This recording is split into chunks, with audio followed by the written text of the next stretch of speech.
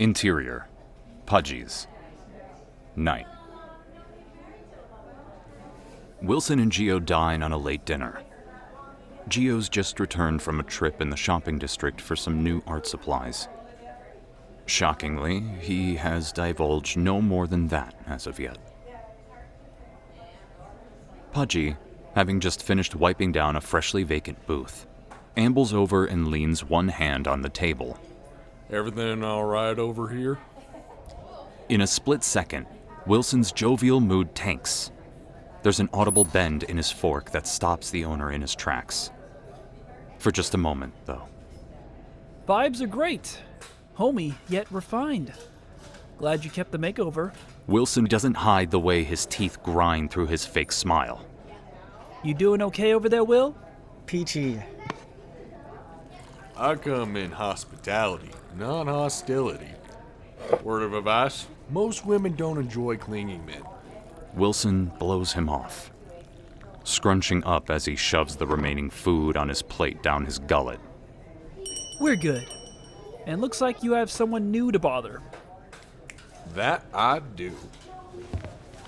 So, I was asking about your hobbies? Growing up, there have been times when Daphne leaves me for hours, days even, and I just read. I feel awful about stealing from local libraries, but we never end up at the same place again, so whatever. Most of the books are on horticulture and architecture, so that wherever we park, I can observe, take notes, and figure out the area's history. Then there's auto body maintenance. Gotten pretty good at that. And I clean. I like cleaning. Very procedural. You wonderful, sad, pathetic, boring, soft-hearted hermit. You need a life. Yes, I know. I refuse to date a man with no prospects. We're not dating. I know. Fix that. I think I'll just watch more plants. You need fun. And what's more fun than a college bar crawl? Surrounding ourselves with partying strangers will do us both some good, as I want to try a new endeavor. Caricatures. The ones with the ginormous heads and tiny bodies? Too derivative. I'll figure my own style out. You're gonna wait until tomorrow night? I like taking everything moment by moment. Well, that'll never work against you. You twins are almost better when you aren't together. She overshadows you. She does not. It's why Elle felt so protective of you from the get-go. You maintain your dignity and charm, but your whole vibe gets eclipsed. What exactly counts towards a vibe then? And why hasn't anyone else told me that? Why does it seem like it's the first time you're willing to listen?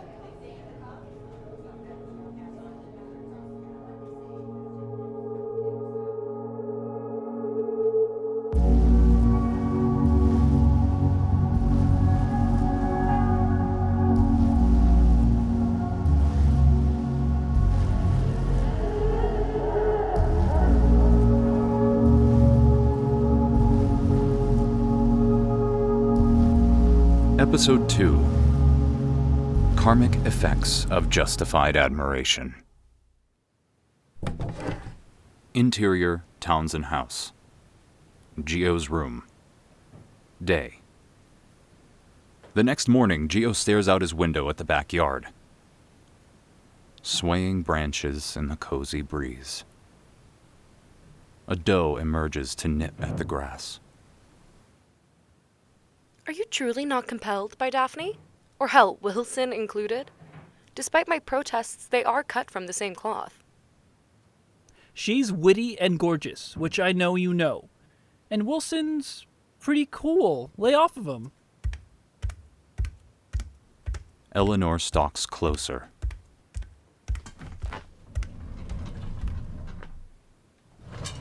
Are you compelled by her?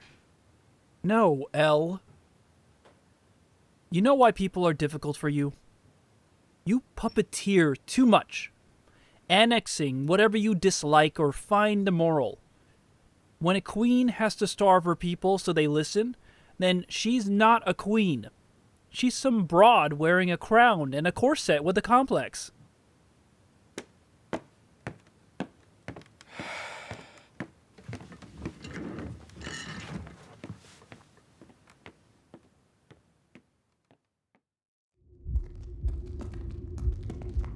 Interior, Dark Roots Crypt. Treasury. Day. The LYDECKERs are exploring the crypt. We could have trained out in the open, where it isn't dank and depressing. What is that somewhere on the wall? Human splatter. Like something strong threw them over and they exploded? We gotta go. A little gore never hurt anyone. I'm not hurt. I'm dying in here. We don't have to explore any more of this place, right? If the gem wanted us to, yeah. I thought it was only linked to the mirror. Daphne pauses, turning to Wilson. She presses the hearthstone into his palm. It's linked to us. Wherever it wants us, we go. Actually, here. Give it a try. Excuse me? I'm giving you permission. You wanted training. Show me something amazing. Tell me what the hearthstone is telling you. This is all moving very fast.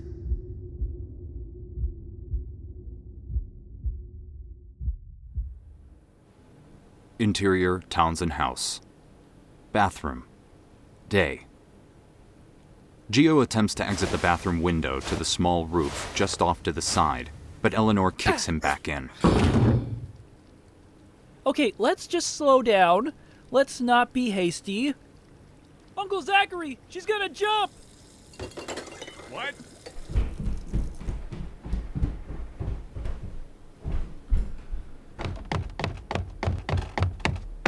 Eleanor? Where is she? Outside, thinking she's a bird or something. Giovanni? She is threatening my carefully cultivated good morning vibes until I admit to something that isn't true. Stop shouting. Zachary sticks his head out the window. Elle, come inside. Not until he admits it. I'm not crazy. I can't be the only one who sees the evil, not arrogance, not derision, not animosity. No, the evil she possesses. Gio nudges himself halfway out the already crowded window to join the conversation. Modern day preacher much? Gio, for Christ's sakes. Okay. You kids have lost me. What is this all about? The The LYDECKER LYDECKER twins. The boy seems nice enough, but neither can be worth it if it brings such division to this family in so little time. Why don't you two just stay away from them? All this squabbling would end. This train of squabbling will end. She just finds something new to bitch about. Stop with the profanity. Eleanor, get inside. Huh? Zachary looks down at his and Gio's upper bodies stuck in the window. Right after we figure this out first.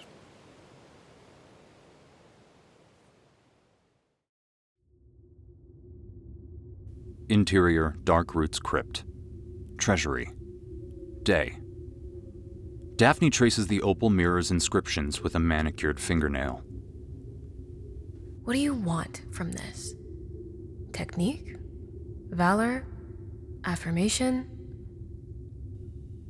When do I ever get what I want? When haven't I given you what you asked for? If not every time, eventually, I cave. Then maybe I should give up and shut my mouth and never complain again. Then I wouldn't be subjected to that weird whiny sound you made. Dude! Control, Wilson. You want the magic? Control yourself. It's a few hours later, after Wilson's tried manifesting through his mind's eye, that he tries slapping and juggling the gem to stimulate it through friction or heat. He won't even mention what he got up to while Daphne was gone getting lunch from the RV. Now he eats the hearthstone. It clings against his teeth as he swishes it like mouthwash. Daphne has to perform the Heimlich when he chokes after accidentally swallowing. Wilson takes a defeated seat in the sand. Can't be a black mage. You're too bubbly for that. But being a white mage doesn't make sense when your magic literally comes out pink. Fuchsia, Yeah, so pink. this isn't helping. I know you know that. Could be a lavender mage. That's close to pink. I'm aware how intimate you get with your books.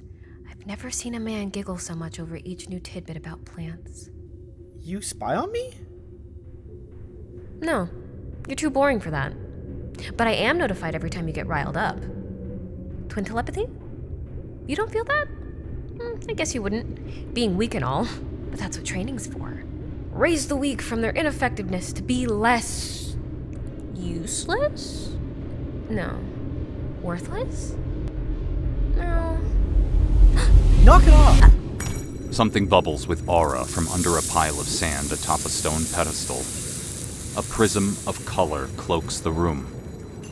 Wilson fishes out the concealed artifact. I guess this particular time, don't control yourself. Did you know that would happen? It's always a possibility. A ring. The Mutamodus ring. Crafted to siphon and transmute the tangible aura of a person's strongest emotions. It's an unassuming tungsten band circled by a multicolored strip. Wilson immediately slides the ring onto his index finger, despite it not being his size. The ring tightens comfortably to a snug fit, like it was waiting for him. Wilson! Just for him. Wilson! All for him. Wilson! What? Yeah, okay. Have I taught you nothing? Stranger danger. Fail. Don't put foreign objects in your mouth. Fail. Wait for me to scope out new magic. Fail! What is this? What am I gonna do with you? What am I to do with you?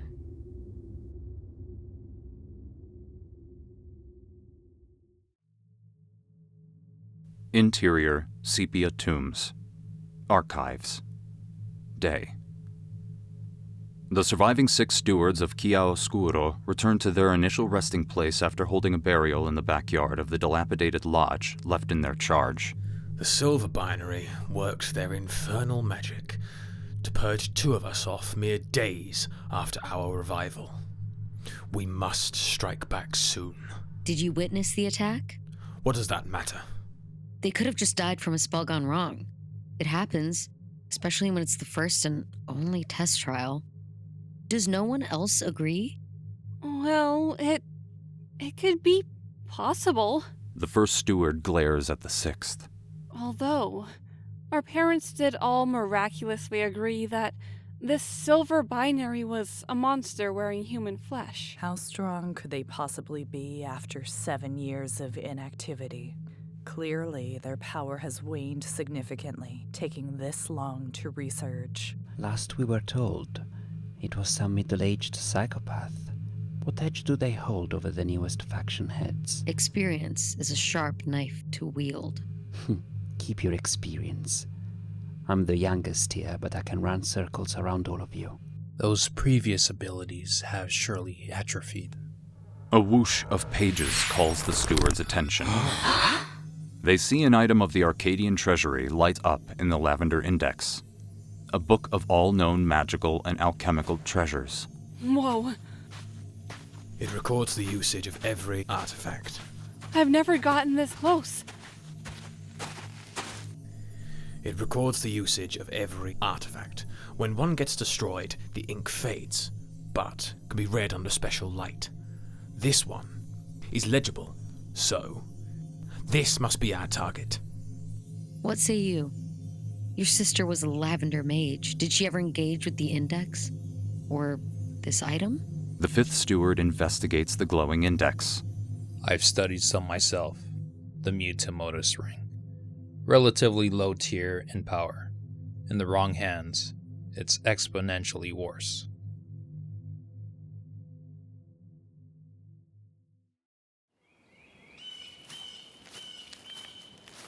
Exterior, Tenebrae Woods. Day. Wilson stops Daphne short. We're hanging out tonight. Gio and I, and FAOUZIA and MILEY, and hopefully ELEANOR, and definitely you. A bar crawl. Ooh.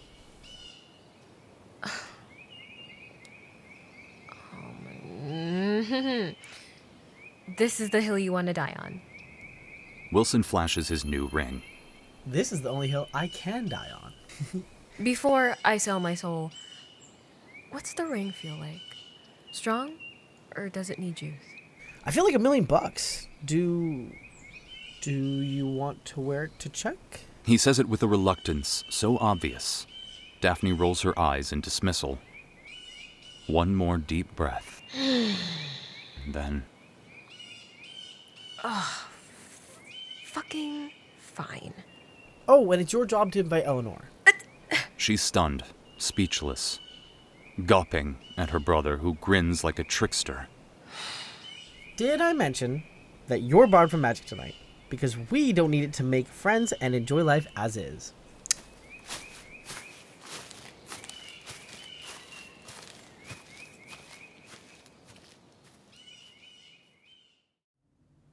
Interior, gymnasium. Day. Practice for the women's volleyball team has come to an end. Suddenly, Eleanor feels a chill over her shoulder.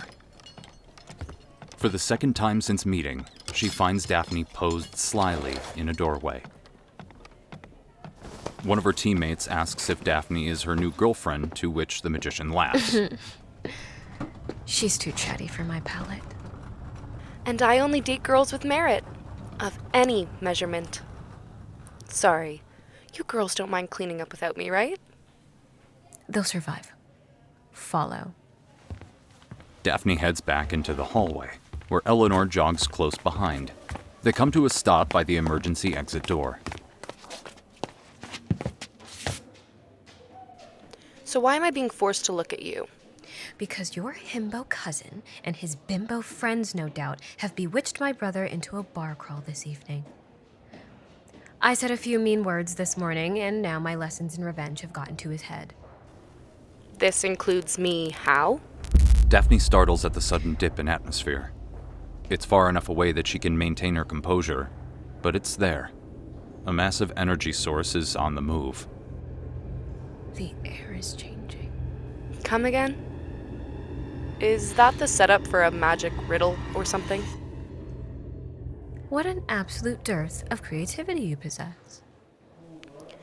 You know what? I have class in 18 minutes. I need a hot shower. Have a terrible day. Eleanor trudges down the stairwell leading to the basement floor, to the locker rooms. Daphne notices a sliver of magic radiate from Eleanor's body.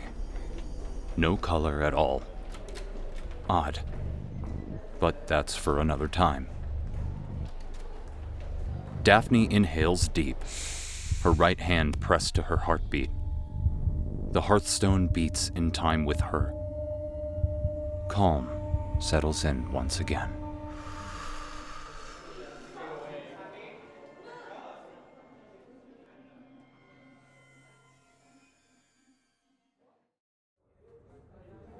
Interior Sunset Lounge. Evening. The group files into their first bar on the itinerary. It's posh, though warm in decor and lighting. Tall booths with plush fabric cushions. Dangly gemstone light fixtures glitter in the fading sun. The Sunset Lounge is a hotspot in the heart of the shopping district for college students from the campus only 2 blocks over. Hi, hello. Hope you're having a wonderful night. But if you could vacate the spot, we actually reserved this booth for 5 o'clock. I triple checked. It's 5:04. Tough shit. No, that makes a lot of sense. The problem is I asked you very nicely. And it didn't work. I'm gonna go get us our first round. I'll join you. Miley and Daphne leave for the bar. We can just get a different booth, Elle. That one back there is free. I booked this one for the view. I like the view. Gio likes the view. Wilson will love this view. We can go take that table in the back now. A pale palm quiets Wilson, barring him from the dispute. Eleanor speaks as if uninterrupted. Does anybody love you? don't want to amass any bad karma, end up getting in some unfortunate accident and never see them again. That'd be bad. Whoa, what? Did you just threaten me? Take it on the chin, buddy. Get up. The stranger tosses his napkin down and absconds from the booth. Thank you. Wilson, why don't you take the window seat? What the hell was that? Gio waves her off with a groan. There aren't enough hours in the night to begin explaining. Eleanor rubs away the headache building at her temples, her mortification meter at a full 100%.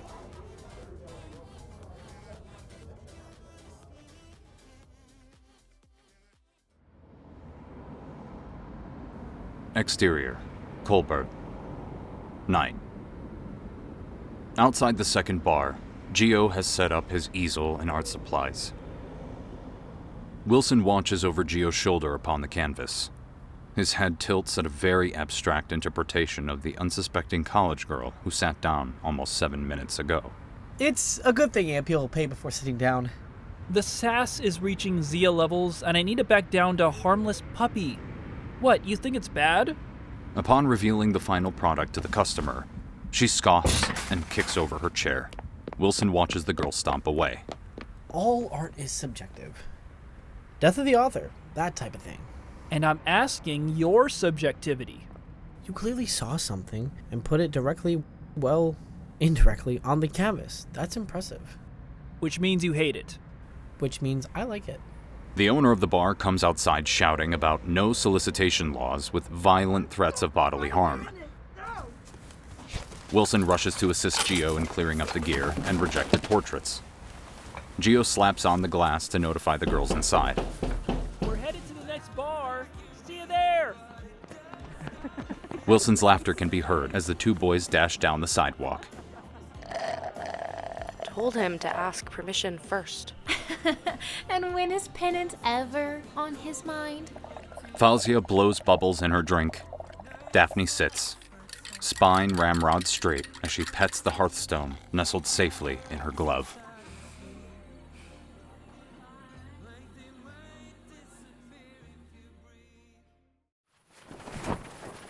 Exterior, Interstate 64, evening. The stewards don slate gray cloaks that billow menacingly in the night as they sprint down the long stretch of road. The others slow down when their leader skids to a stop. The scent trail is fated. They'll strike again, and when they do, I will make the first and final blow. You're not going to do anything, Short Stack. I want my get back. We know they must be somewhere near the Arcadian Division, so we go there.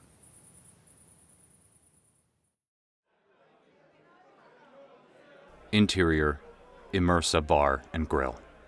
Night. At the fourth bar, FAOUZIA plops down in the seat across from Gio. If it hasn't been obvious, Miley's dropping you from her pocket. That misstep at the diner last week was very eye-opening. Gio, my man, I love you, but I wouldn't fall in love with you because I don't like you. Like, at all. Huh? Your manly arms give you an androgynous flavor I don't think I'd be into. Opinions. Imagine this. A cat lover gets a nasty scratch from a stray, and then all they can think about is tossing the furry slugger into a trash bin and holding down the lid till the garbage truck comes by in 3 days.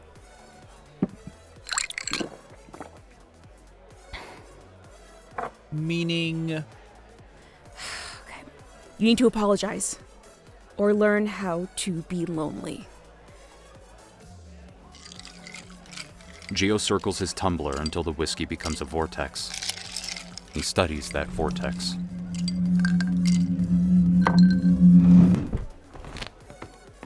Rather than approach her inside, Gio beckons Miley to follow him outside for their small talk.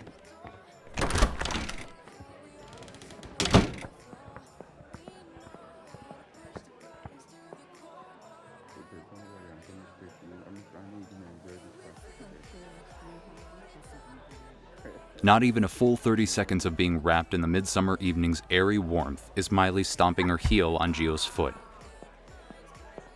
and strutting back inside to liberate a tray of tequila shots from the bartender. Oh boy. Time for a bathroom break. With ELEANOR. But I'm bad at people. It's her 5th beer of the night with a side of 2 slices of greasy cheese pizza. They taste disgusting. Miley takes her place across the table. You know, Miss Eleanor TOWNSON, I've been friends with Gio for a few years and never once did you bite. Bite what? From the first word, I preferred you over him. Miley spins the lampshade of the antique centerpiece. He has Zia, and I keep remembering how sad it is to be friends with your self-absorbed, klepto ex-boyfriend. So many words to describe him. A lot of good, just as many bad, and all equally correct. He's searching for something. Something that it isn't our job to define for him.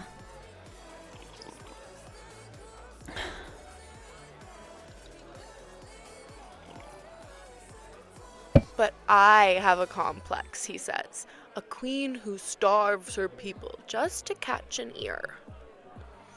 At least you can name it. That's workable. With Wilson. His ring gleams an imperceptible turquoise color, while amidst a small crowd entertained by his lengthy anecdote, Gio slogs past toward a free table.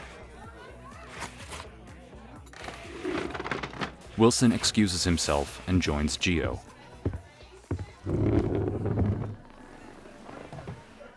The artist waits a second before scratching Wilson on his exposed forearm. Ow! Why? Will you toss me in the trash now? Is this another quirky euphemism that I'll never understand? Am I truly so controversial? You might be what they call, I read this in a book once, an acquired taste. Gio tenses. His face twitches in an atypical frown. I've been on the road for a long time, and I learned that socialization is a battle of attrition. There's a give and take. Daphne definitely has better insight. Wilson nods his head toward Daphne, relaxing on a stone bench in the courtyard patio that connects this plaza's eateries. Oh. Yeah, scary. But you'll be a better man for it. Gio departs for the patio. FAOUZIA slips into the vacant seat. Did you just send him into the lion's den? What does that mean? I do want to help, and this felt necessary, but it is mean. Friends can be a lot of things, which includes being an enemy sometimes. They observe Gio run his finger across multiple metal abstract sculptures on his way to Daphne. Sure, that makes sense. I like your ring. Thanks. It's mine. Yeah, I assumed that.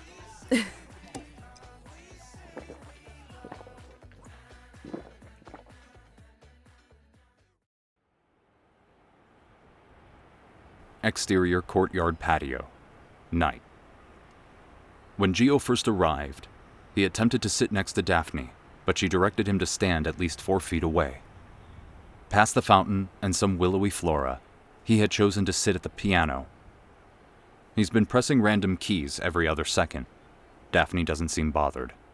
You're a lot more subdued tonight. I've been talking for 10 minutes straight, and you're just listening. Justifying that autumn is my favorite season cannot be this gripping. It's not. Your taste for hedonism and scantily clad bodies would lead me to believe that summer seems more up your alley. Nothing bad ever happens in autumn. Unless you're an orphan on the run, then every day is awful.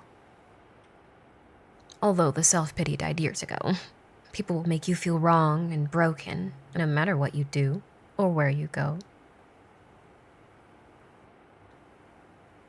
You're just a person. Gio taps a series of keys to make a little song.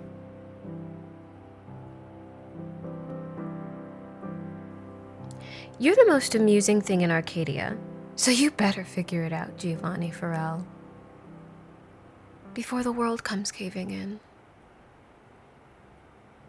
I don't like being bored. With a small swirl of her finger, The environment turns autumnal. Colorful leaves cascade to the ground. Enough have fallen to create a thin and loose blanket atop the piano, which miraculously plays a mellow tune. Whoa. Gio fumbles to his feet. Am I going crazy? If that's what you like. I saw this really astonishing art series of paintings by a mentally ill man.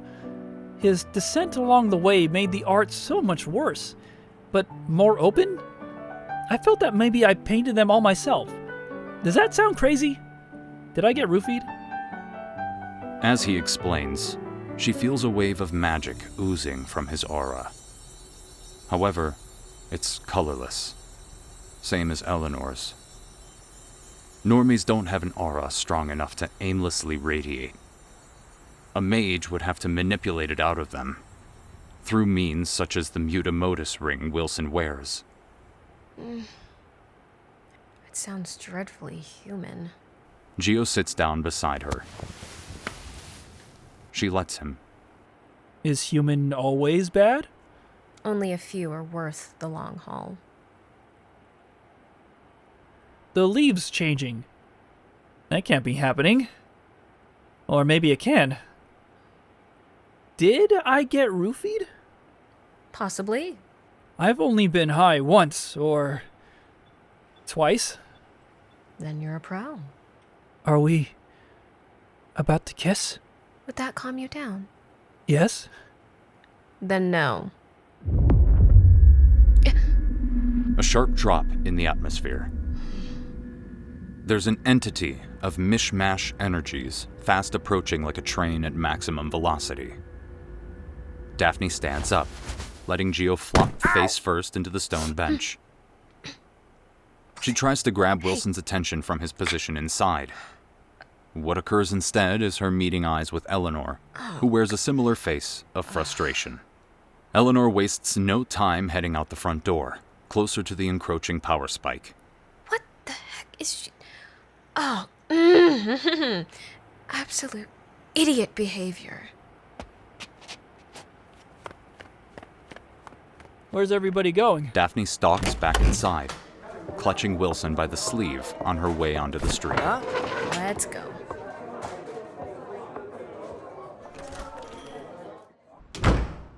Exterior, Immersa Bar and Grill. Night. Eleanor glances around. The LYDECKER twins are outside within seconds. Daph, what the heck? You can't just... Whoa. What is that? Smells gross. What are you looking for, Blondie? Got any idea what you're up against? Doesn't matter. We should send her back and deal with whatever's causing this miasma. If she's a woman who enjoys pushing her luck, then that's not my business. I can hear you. Girl wants a medal for everything. Oh, and I told you so. Change in the air. Gio joins the group. What's so interesting out here? Wilson pulls Daphne aside. I know you have this thing where you go back and forth with the world. Something serious happens and you get sarcastic, but please, can we send them back in and you erect some privacy dimensional barrier thing in case the whatever's headed here is really nasty? Do you hear yourself? Are you ready to defend me when I have to recharge? Yes. Give me the ring. What do you want with my ring? You've been collecting emota from all your new friends tonight? Yes. My favorite student. I was going to use the power for something else, but time is now. But...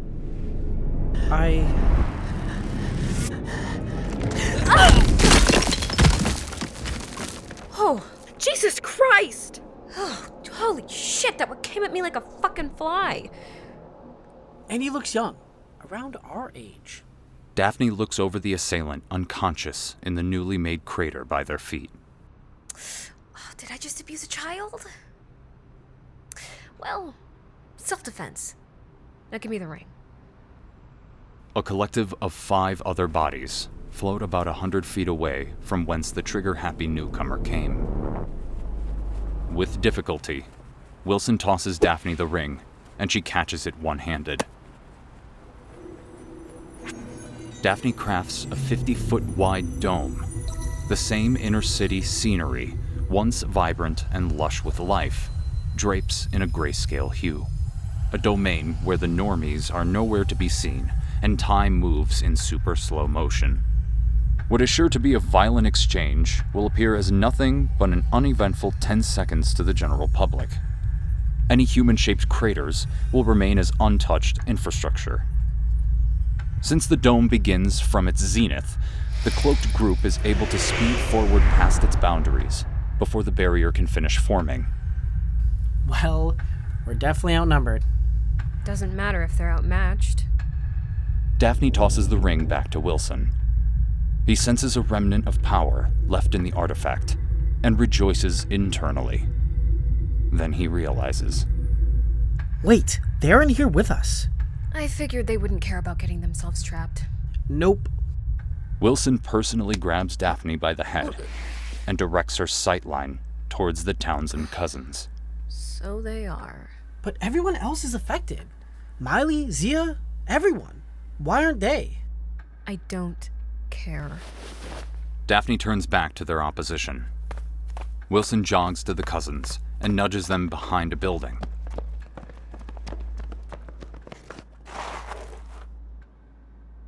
I am so confused. Let's not beat around the bush. Magic is real, and these new guys make me sick with their murderous intent. And I don't want you too involved in that. So stay here and don't let them see you. Okay. Okay, that was a lot easier than I thought.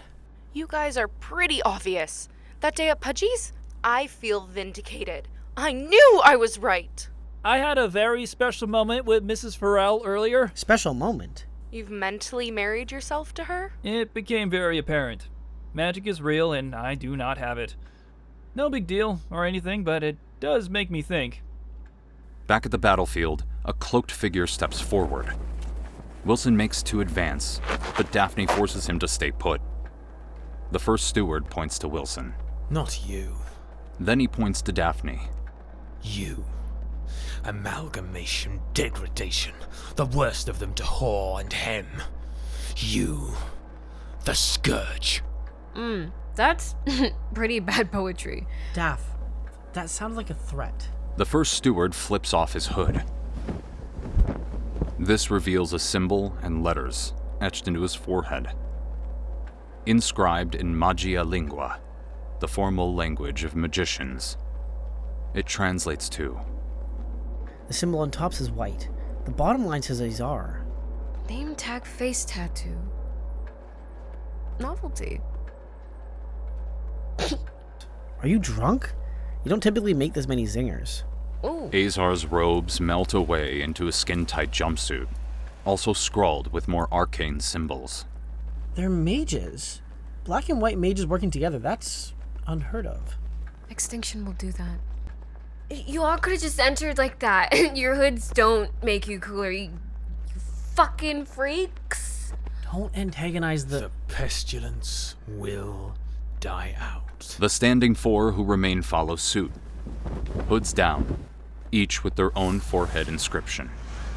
Their robes disintegrate into jumpsuits as well.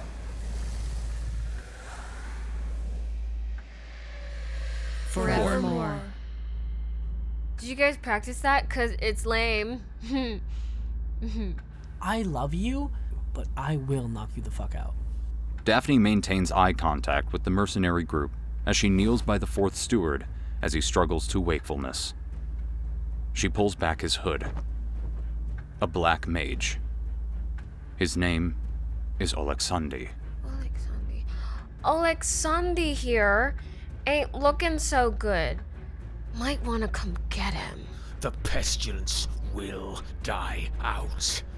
Daphne drops Oleksandi back to the disturbed asphalt. Yeah. You said that. Azar and the stewards rush forward. I've never fought anyone before? Make a fist, punch, kick him in the balls, bite an ear off. Mike Tyson Van Gogh style. Just don't die. A female steward named KYMI, the second in command, uppercuts him.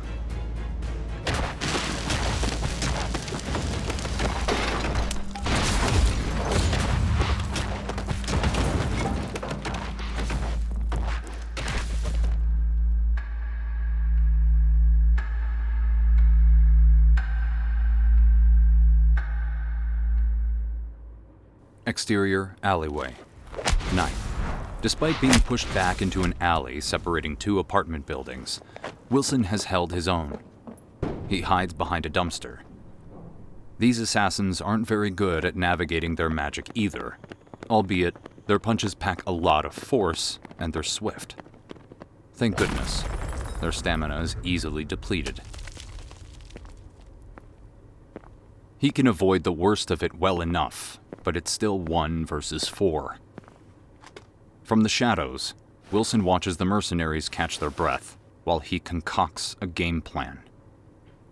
The third steward, ROSCHA, scoffs. This is bullcrap. I was leagues better than this before. I bet one of your families weakened us on purpose. What sense does that make, ROSCHA? Wilson channels the ring's now sizable power reserves. The group's murderous intent makes him nauseous, but it's a moda all the same. Drop the superiority act, KYMI. You're not better than me. The sixth steward, or Bobbin, comes to KYMI's defense. ROSCHA, if we're all now on the same level, of course she doesn't think that. Her role as second isn't a personal insult to you. That's just how it worked out. Whatever, Bobbin. Bobbin. It's a stupid name. Wilson flings himself upward to catch the nearest apartment's fire escape ladder. My ego feels happier now that you're all here. I never imagined there'd be weaker magic than mine. The fifth steward, or McIntosh, speaks up. Oloksandi wouldn't enjoy that pompous piece of crap still isn't fully awake. He could have a concussion. AZAR's looking out for him. I hope. Wilson siphons the ring's energy, morphing the Emoda into his own magic. ROSCHA crouches to charge another burst of power. I'll handle him. KYMI feels a strong surge building from Wilson's direction. Wait, he's going to... The dumpster, surrounded in fuchsia magic, slam heavy into KYMI and ROSCHA on its journey out of the alleyway. The other two evade in time, both appreciating their luck. Through wide eyes, they slide down the brick wall with shaky knees to sit on the ground. Wilson jumps down from the fire escape and looms over Bobbin and McIntosh. Took out your heavy hitters. Truce? Swear. Sure. Stay put.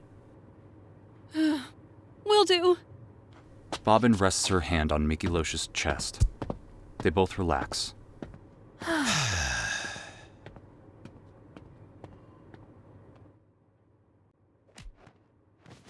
Exterior. Shopping district. Night. Daphne and AZAR engage in a balanced fisticuffs. She's been holding back, a downside to her very slight drunkenness. Show your true power, Kerr. I'm stronger than the others. You sure about that? I accept the challenge. Buddy, I almost killed that other guy with the lazy-ass punch. Shut up. Then your base level of violence is more despicable than previously assumed, and requires a change in tactics. You like to chat, don't you? I don't. Gio pokes his head out of the alley, and Eleanor grapples his head back to safety. What the hell are you doing? Keep hidden. You didn't have to choke me. AZAR peers over his shoulders at the Townsons. Friends of yours? Not in the slightest. Ah, then you won't mind. No magical inclinations as suspected.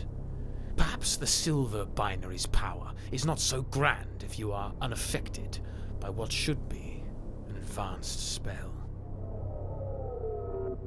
Hello, little ants. We've grown weary of living underground to appease your insecurities of inferiority. I will kill the scourge, then conquer your cities. Magia will live free for the first time and for forever. Without another word, Eleanor yanks Gio out of the alley and further down the deserted streets. Oh, why do my pants feel wet? If we survive this, I'm shaving all your hair off. AZAR goes to follow.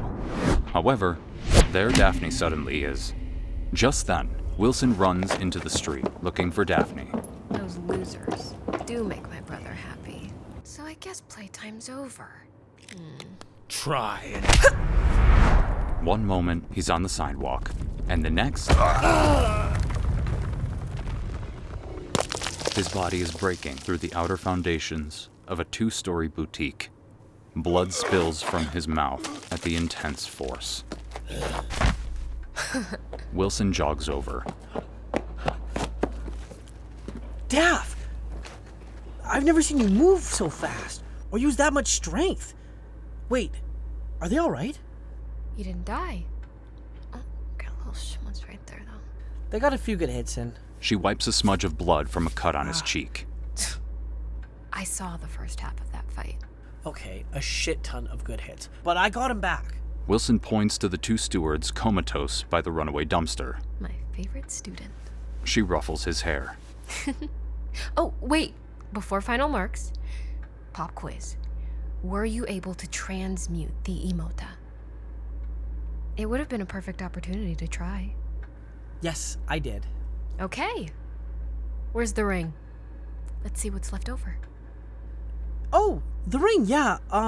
So I used it, like a lot, to the point that it disintegrated after so many years of disuse. The dimensional barrier ruptures abruptly, transporting the magicians back into the colorful, loud reality. Daphne fixes her gaze on his naked hands. No ring anywhere. No pulse, either. No trace at all.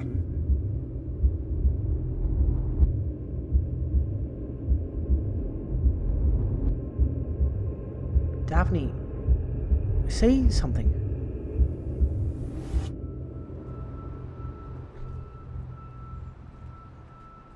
Say what? Eleanor sprints up to the twins, dragging Gio behind her. The city just came back to life, and we figured it was safe to come back. And if, in the event that you died, then I'd sacrifice myself to the same afterlife. I guess we'll take the compliment. Several small crowds form around the scattered stewards' bodies. We should find Miley and Zia and get out of here. Come on. The foursome begins to move. Gio pulls against Eleanor's grasp and clears his throat. Before we go any further, The group turns to him. I'm admitting myself into a psychiatric asylum.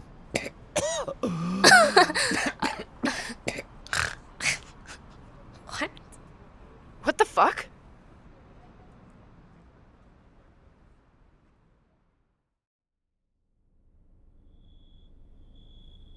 Interior, Miracle Mile RV. Night. Daphne locks the cabin door behind them. The quiet is awkward and unfamiliar. Wilson takes the plunge. What I want is a life with love, with friends, a home and family. Please don't make that harder. It's right there, right over our shoulders. All we have to do is look at it. To answer your question from this morning. He stifles his breathing, Wilson. prepared for the worst. I hear you. She enters her bedroom. Wilson stays frozen in the cabin, only moving to stumble backwards into the kitchenette counter.